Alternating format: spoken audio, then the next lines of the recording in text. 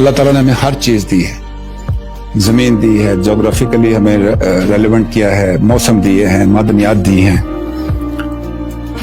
लेकिन 70 साल गुजर गए हैं, हम यहाँ खड़े होकर अवाम को यही बताते रहे कि हम नाजुक दौर से गुजर रहे हैं। एक नाजुक दौर से निकल के दूसरे नाजुक दौर में, दूसरे से निकल के तीसरे नाजुक दौर में। ये नाजुक दौर क्यों आए और कौन इसका जिम्मेदार है, इस पे बहुत बहस होती भी रहती है, नतीजा कोई नहीं निकलता।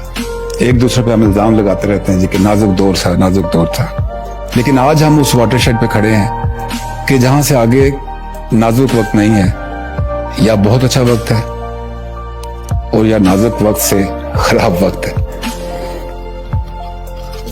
जंगें लड़ ली, आधा मुल्क गवा दिया, संभल भी गए, एटमी कुव्वत भी बन गए, पिछले 3 सालों में बेहतरी की तरफ भी आए, अमन भी लिया, हमारी जो बहुत गिरती हुई मैशियत थी उसको रिससिटेट भी कर दिया, डेवलपमेंट भी हो रही है, बेहतर काम भी हो रहे हैं।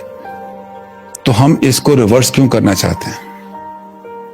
क्या इस नाजुक लम्हे से, इस वाटरशेड से हम एक अच्छे पाकिस्तान की तरफ नहीं जा सकते? फैसला हमने करना है ख्वातीन हज़रात, कि हमने ऐसा ही रहना है या कामयाबी और नाकामियों की रोलर कोस्टर पर बैठ के आगे चलते रहेंगे।